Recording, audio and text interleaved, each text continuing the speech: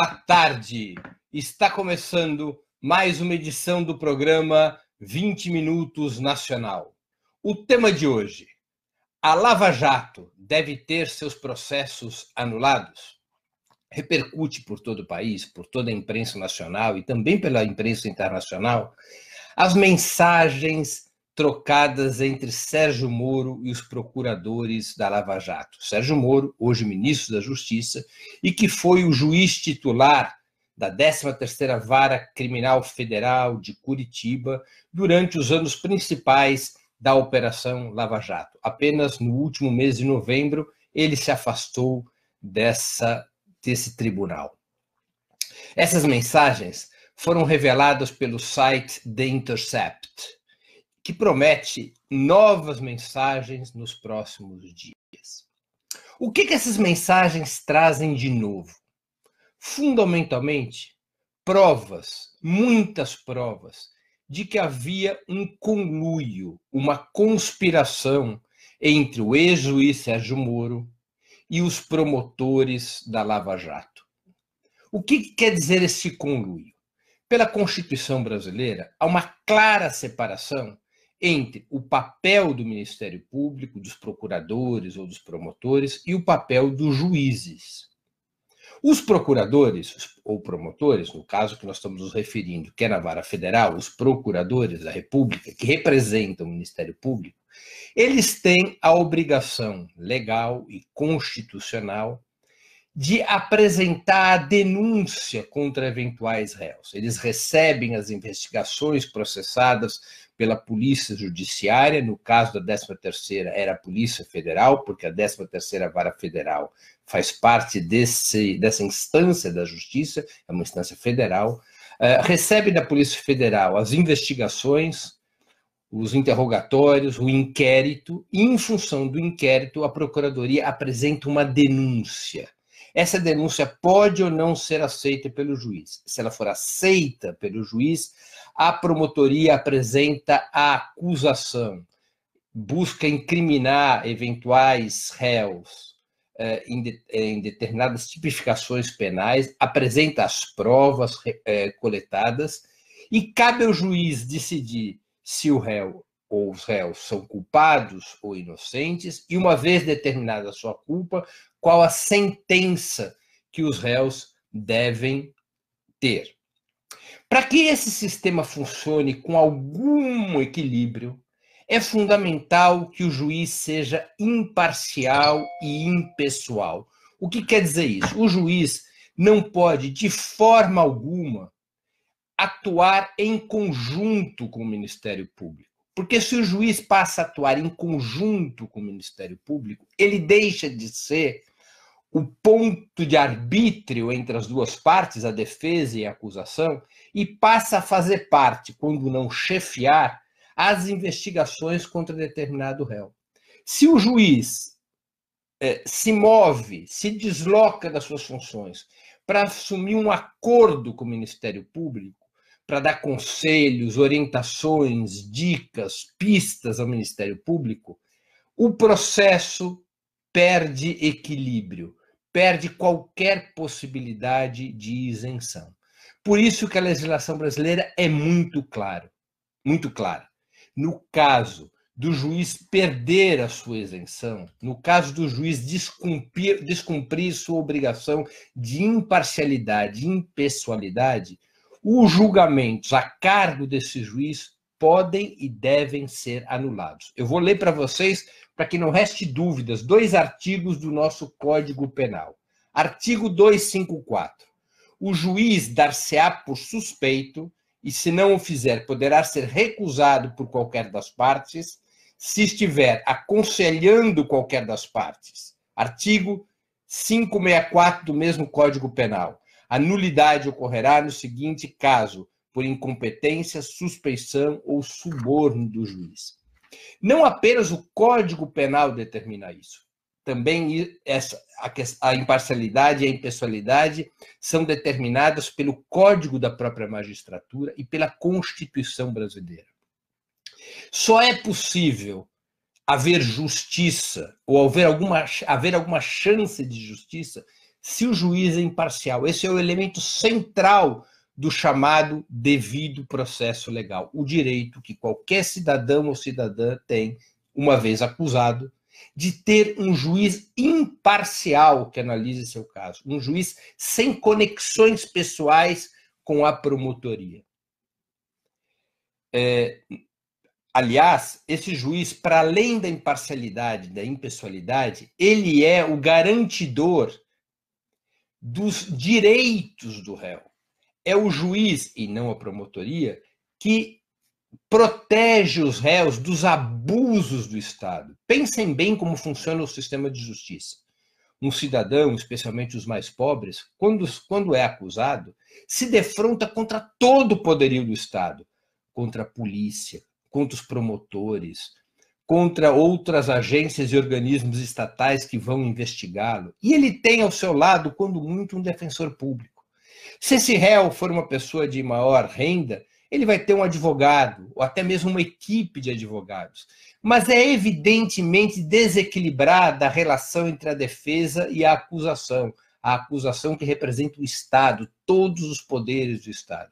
Por isso mesmo, o juiz imparcial e impessoal é fundamental para a proteção dos direitos constitucionais que qualquer réu ou ré deve ter. O direito ao devido processo legal, a presunção de inocência e assim por diante. Pois bem, o que as mensagens tornadas públicas pelo The Intercept provaram? Que o Moro rompeu com sua obrigação de impessoalidade e imparcialidade, que ele funcionou como um verdadeiro chefe, como um mentor e tutor do Ministério Público, em inúmeros casos da Operação Lava Jato, e em especial no processo que condenou o ex-presidente Lula. As gravações, as mensagens tornadas públicas revelam uma promiscuidade entre o ex-juiz Sérgio Moro e o chefe da Força-Tarefa em Curitiba, o procurador regional Deltan Dallagnol. Revela que o juiz Sérgio Moro orientava a promotoria, que o ex-juiz Sérgio Moro dava dicas, pistas, broncas, organizava a estratégia de comunicação e chegava até mesmo a solicitar ao Ministério Público que abrisse processos. Há um caso muito claro nessas mensagens. O ex-juiz Sérgio Moro recebe uma carta de uma deputada do PSDB, Mara Gabrilli, que fala da necessidade de se ouvir um réu que foi condenado no Mensalão, Marcos Valério, que teria informações a prestar a respeito do assassinato do ex-prefeito petista Celso Daniel e suas supostas conexões com a Operação Lava Jato. A carta chega ao juiz Sérgio Moro e o juiz Sérgio Moro entrega a carta à Operação Lava Jato e pede que a Operação Lava Jato abra um inquérito. Ele assume uma posição de comando da Operação Lava Jato, da promotoria na Operação Lava Jato. Ele rompe com o caráter reativo do juiz. O juiz não pode ser parte nem da defesa, nem da acusação. O juiz é o árbitro dos processos. Pois bem, Moro rompeu com a imparcialidade. Moro rompeu com a impessoalidade. São muitos os casos revelados pelo The Intercept.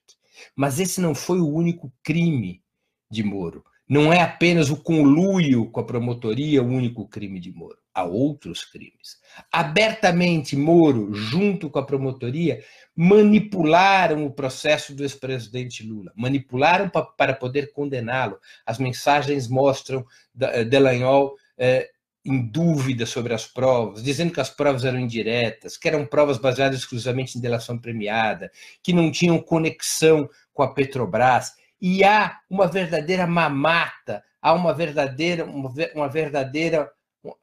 uma arrumação das provas para que o ex-presidente Lula fosse processado no âmbito da Lava Jato em Curitiba e condenado.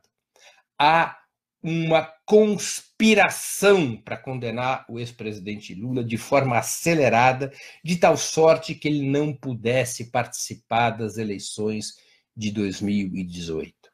Revela-se, portanto, além do conluio entre o ex-juiz Sérgio Moro e a promotoria, uma utilização do sistema de justiça com claro alvo político: retirar o ex-presidente Lula da disputa eleitoral de 2018. Não existe forma mais grave de corrupção do que essa: utilizar a justiça para determinar um resultado eleitoral, utilizar a justiça para fraudar as eleições, porque foi exatamente isso que operou a conspiração entre Moro e o Ministério Público da Lava Jato, e as mensagens oferecem fartas provas e evidências a esse respeito. Há um terceiro crime. Não bastou a Operação Lava Jato criminalizar o ex-presidente Lula e excluí-lo do processo eleitoral.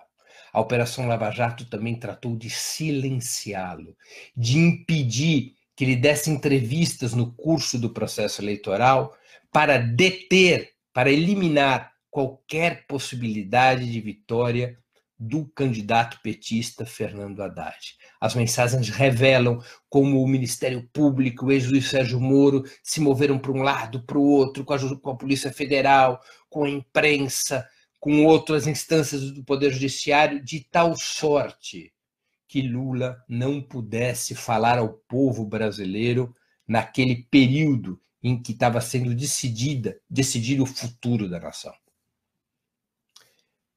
É um terceiro crime. Há muitos outros que serão revelados nas próximas mensagens, mas só isso já é o suficiente para podermos afirmar com clareza que a Operação Lava Jato está eivada de crimes.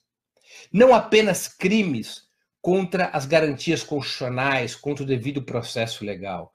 Não apenas crimes de conluio e conspiração entre o juiz e o Ministério Público, mas também crimes contra a soberania nacional. A Operação Lava Jato, em nome do combate à corrupção, em nome do combate aos corruptos, a Operação Lava Jato não hesitou em destruir setores fundamentais da economia brasileira, a começar pela própria Petrobras e todo o setor de óleo e gás, depois as empresas de construção civil. A Operação Lava Jato foi destruindo as empresas e liberando seus donos. Seus donos ficaram um tempo na cadeia, pagaram multas, mas puderam continuar proprietários das empresas, e essas empresas já bastante apequenadas, e foram libertados com base em direitos de delação premiada para usufruir da sua fortuna. É como a Igreja Católica fazia na Idade Média, houve venda de indulgência. Os ricos denunciados na Operação Lava Jato puderam, mediante pagamento de multa, obter liberdade e recuperar parte do seu patrimônio. E o que ficou foi um rastro de destruição econômica, de desemprego, de perda de competitividade da indústria nacional, de eliminação dos setores econômicos brasileiros que tinham posição de vanguarda no exterior, como é o setor do petróleo e como é o setor da construção civil. Em benefício de quem? Em benefício das grandes corporações multinacionais, em particular das corporações norte-americanas. Em benefício daqueles setores que queriam abocanhar de qualquer jeito o pré-sal brasileiro, setores que queriam também afastar as empresas brasileiras e tomar para si mercados importantes na África e na América Latina. A Lava Jato também tem crimes econômicos gravíssimos que foram cometidos. Para aqueles 10 ou 15 bilhões que eles afirmam ter recuperado em ações contra a corrupção, o Brasil perdeu trilhões de reais. O Brasil perdeu centenas de milhares de empregos. A longa recessão que o país vive desde 2015, que promove um decréscimo do produto interno bruto da ordem de 8%, muitas empresas, inclusive empresas da área financeira, empresas privadas da área financeira, calculam que algo como 1/3 desses 8% de recessão, de queda do produto interno bruto, foi provocado pela ação da Operação Lava Jato, pelo efeito econômico da Operação Lava Jato. É evidente, portanto, que não se pode hesitar na classificação da Operação Lava Jato como uma operação inimiga do país, inimiga da pátria, da legalidade, da soberania nacional. E essas mensagens, tornadas públicas pelo The Intercept, mostram como funcionava o verdadeiro mecanismo, não aquele da série da Netflix, mas o mecanismo real, o conluio, a conspiração entre o ex-juiz Sérgio Moro, entre o juiz Sérgio Moro e os promotores da Força, e os procuradores da Força Tarefa, e nós logo mais veremos também a cumplicidade com setores da mídia, do capital financeiro e, evidentemente, das forças conservadoras do país de forma geral. Não é à toa que Moro, depois de realizar esse serviço de destruição da economia, de criminalização do PT, de penalização do ex-presidente Lula e de seu afastamento do processo eleitoral, não é à toa que Moro foi premiado e recebeu do governo Jair Bolsonaro a nomeação para o Ministério da Justiça e uma promessa de indicação para a Corte Suprema, como o presidente Bolsonaro fez questão de estabelecer já em várias oportunidades. Moro é um corrupto. Vamos dizer com todas as letras, Sérgio Moro é o maior corrupto do país, porque aceitou destruir a economia nacional, violar a Constituição, manipular a justiça para fraudar o processo eleitoral em troca do Ministério da Justiça e de um cargo no STF. Não é pouca coisa o estrago que Moro provocou e não é pouca coisa o prêmio que ele recebeu do atual presidente fraudulentamente eleito, Jair Bolsonaro. Por que fraudulentamente eleito? Porque Luiz Inácio Lula da Silva, o popular ex-presidente da República, foi impedido ilegalmente de participar do processo eleitoral. Esse é o cenário real que as mensagens tornadas públicas por The Intercept colocam à vista de todos os cidadãos e cidadãs do país. O que fazer agora? É a pergunta que não pode calar. Evidentemente que é um caso de extrema gravidade. O primeiro passo está com o parlamento. O parlamento tem a obrigação de abrir uma comissão parlamentar de inquérito mista sobre a Operação Lava Jato. Essas denúncias tornadas públicas por The Intercept, essas mensagens tornadas públicas por The Intercept têm que ser investigadas e reinvestigadas pelo parlamento. É o mais grave ataque à democracia brasileira desde o fim da ditadura militar. É a maior fraude político-judicial da história do nosso país. E deve ser investigado com extremo rigor e urgência pelo parlamento brasileiro. A segunda medida é evidente, tornado tão escrachado a relação promíscua de Moro com Jair Bolsonaro, de quem recebeu uma prebenda, um prêmio, por ter feito o serviço sujo com a Operação Lava Jato, torna-se claro, portanto, que é imediata a necessidade dele ser demitido do Ministério da Justiça e dele ser responsabilizado criminal e administrativamente pelos seus delitos da Operação Lava Jato. Não apenas Moro, mas também os demais procuradores da Força Tarefa citados nas mensagens que o Intercept publicou. É necessário que Moro imediatamente seja ejetado do Ministério da Justiça. É uma reivindicação democrática que não pode ser adiada. O terceiro elemento é a anulação dos processos que levaram à condenação do ex-presidente Luiz Inácio Lula da Silva, com a sua imediata libertação e a sua reabilitação político-eleitoral. Essa é uma decisão que cabe à Corte Suprema, ao STF. O STF, inclusive, na sua segunda turma, já terá que julgar proximamente um habeas corpus a esse respeito. A defesa do ex-presidente Lula ingressou no STF com habeas corpus de suspeição sobre o juiz Sérgio Moro, pedindo a anulação da condenação de primeira instância e, portanto, a reinicialização dos processos contra o ex-presidente desde o seu princípio.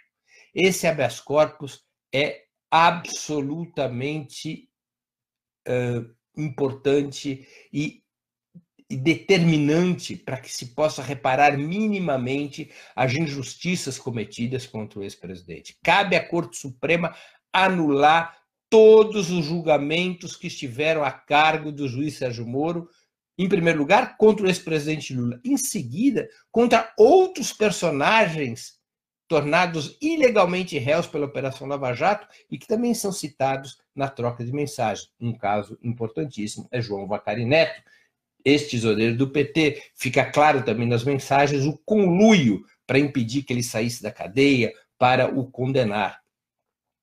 São 3 medidas fundamentais, portanto: instalação da CPI, da Operação Lava Jato no Parlamento, demissão de Sérgio Moro e responsabilização criminal administrativa dele e dos seus cúmplices no Ministério Público da Operação Lava Jato. E a terceira medida, a anulação imediata dos julgamentos que levaram à condenação do ex-presidente Lula, com a sua pronta libertação, o reconhecimento da sua inocência e sua reabilitação político-eleitoral. Essas 3 medidas são urgentíssimas a serem tomadas para restabelecer minimamente a ordem constitucional no país.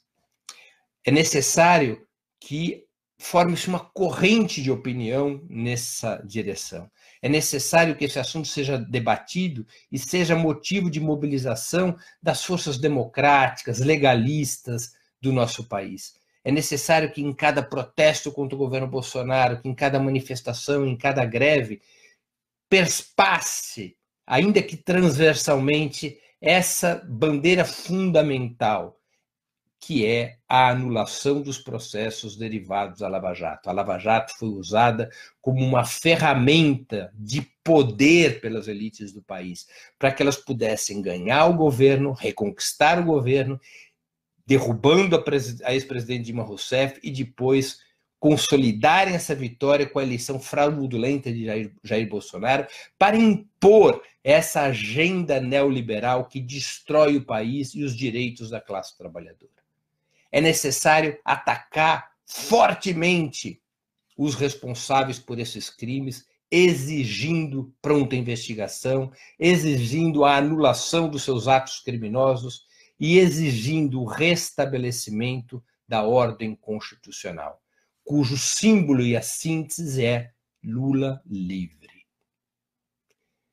Se esse não for o caminho a ser trilhado, o país continuará a viver a destruição das liberdades democráticas. O país continuará a viver o atropelo do que resta da ordem constitucional. O país caminhará cada vez mais celeremente para uma ditadura aberta dos ricos e dos oligarcas. É isso que está em jogo.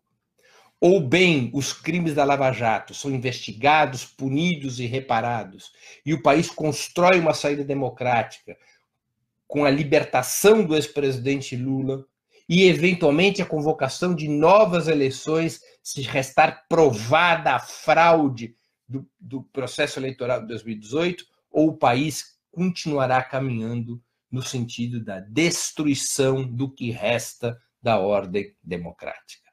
Esse é o grande desafio de todos os brasileiros e brasileiras. Impor a saída democrática contra os autoritários, contra os conservadores, contra a gangue da Operação Lava Jato. Concluo aqui minha exposição de hoje. Antes de terminar o programa, gostaria de dar 2 mensagens. A primeira delas: sugiro a vocês fortemente que façam sua inscrição no canal de Opera Mundi no YouTube. Nessa plataforma, vocês tanto poderão acompanhar nossas transmissões ao vivo, quanto assistir edições anteriores dos programas 20 Minutos e demais programas da TV Opera Mundi. O YouTube é uma plataforma muito mais amigável para assistir vídeos, para fazer comentários e também para contribuir financeiramente com o canal do Opera Mundi através do Super Chat. Quando forem se inscrever no canal do Opera Mundi no YouTube, não se esqueçam de marcar o sininho para serem avisados todas as vezes que nós colocarmos novos programas da TV Opera Mundi no ar, programas da TV Opera Mundi ou de algum de nossos parceiros. Segunda mensagem: peço a vocês encarecidamente que façam uma assinatura solidária de Opera Mundi. A assinatura solidária é um pequeno valor mensal que nossos espectadores e leitores pagam para que nós possamos ter os recursos necessários à sustentação e ao desenvolvimento de um jornalismo independente de qualidade. Para que nós tenhamos os recursos necessários para a batalha cotidiana de ideias e informações contra a imprensa de direita, cada vez mais manipuladora e mentirosa, e que nos trouxe a barbárie atual. Vocês poderão obter informações sobre a assinatura solidária e realizá-la, porque é um processo muito simples e rápido, no endereço www.operamundi.com.br/apoio. Eu vou repetir, www.operamundi.com.br/apoio. Contamos com a assinatura solidária. Esse é o grande instrumento de financiamento da imprensa independente e do Opera Mundi.